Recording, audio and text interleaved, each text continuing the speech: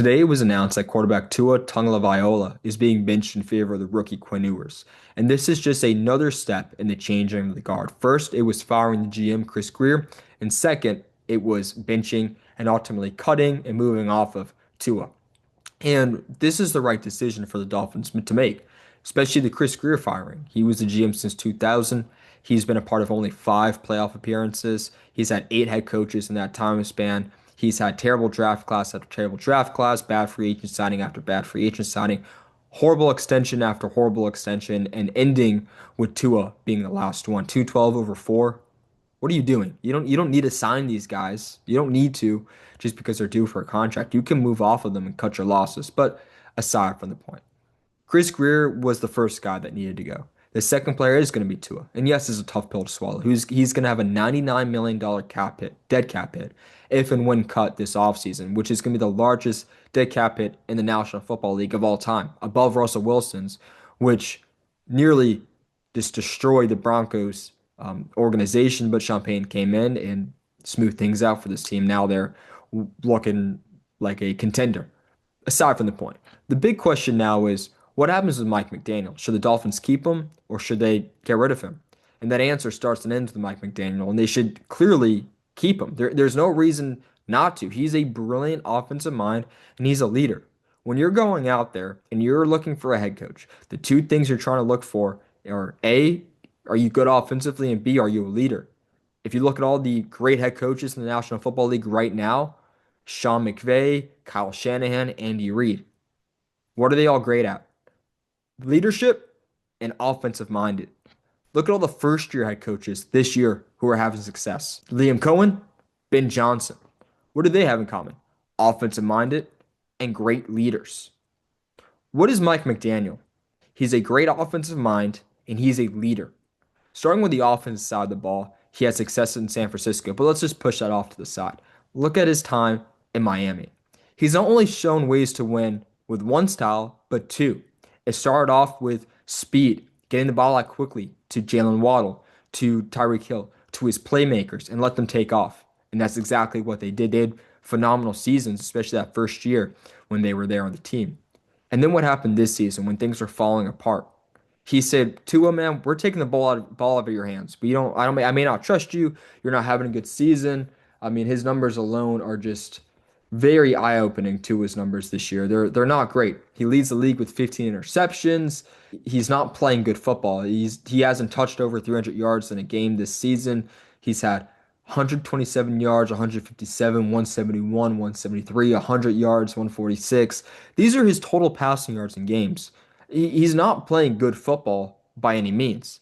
And so what did McDaniel say? We're just going to establish the run. We're going to rock out with the run. And he made Devon Achane into a top running back in the NFL. Jalen Wright ran for over 100 yards this season. Ollie Gordon is that big power back in the backfield. Three-headed monster. And it worked. So he's shown ways to win in different forms offensively. But the most important thing is you need to be a leader in the locker room, especially when it's a grown man's sport, such a physical sport. You need guys who believe in the coach because if they don't believe in the coach, then you're going to have an unsuccessful season no matter how talented your roster is. And what did Mike McDaniel show these past couple of years? That he's a leader.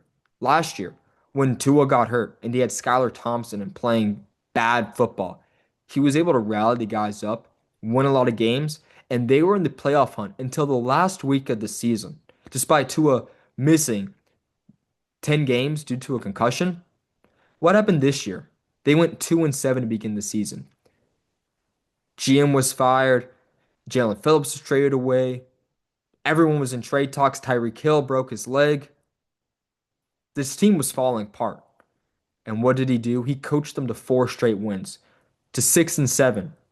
They were in the playoff chase. After going 2-7, they were in the wild card hunt in the AFC. In the AFC, they were in the wild card hunt. And obviously they lost to Pittsburgh, leading to Tua being benched because he can't do anything correct, at least in Miami. Mike McDaniel has shown to be a leader and a brilliant offensive mind. And Stephen Ross, I think Albert Breer has put it this way. He said a lot of teams are saying, or a lot of execs or fans and media members were saying, Mike McDaniel is going to be a great head coach the second time around, right? When he gets that second opportunity to be a head coach, he's going to be a phenomenal head coach. And Stephen Ross needs to think about that. And I think he is thinking about it as we speak, which is why not just give him that second chance next year? And it shouldn't just be next year, it should be the year after that. This is a complete rebuild in Miami. And the only person that I would trust to navigate the waters of this rebuild will be Mike McDaniel. He's the most successful head coach the Dolphins have had since 2000.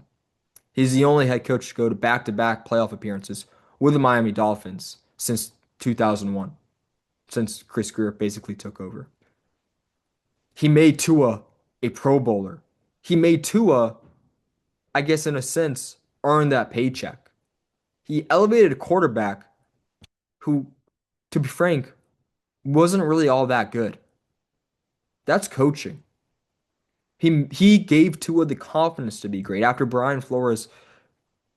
I know it's he said she said things, but it sounded like Brian Flores just took away all the confidence in Tua, and Mike McDaniel reinstilled it, and they made the playoffs, and they had 11 wins one year. Mike McDaniel is the only answer to who should be navigating the water. Let me know what you guys think. Should the Dolphins keep Mike McDaniel? Should they look for a new head coach? Should they only keep him for one more year? How should they go about things? And I just want to put this out there. I don't care how he looks on the sideline, and I don't care how he acts at a press conference. People can make assumptions and say what they want about the guy, but if he can do those two things, which he has proven to be able to do, there is no better option out there. He's a leader. He's a great offensive mind. And the Dolphins move off of him, they're making arguably one of the many big mistakes in franchise history. Thank you guys so much for watching. Please like, comment, and subscribe.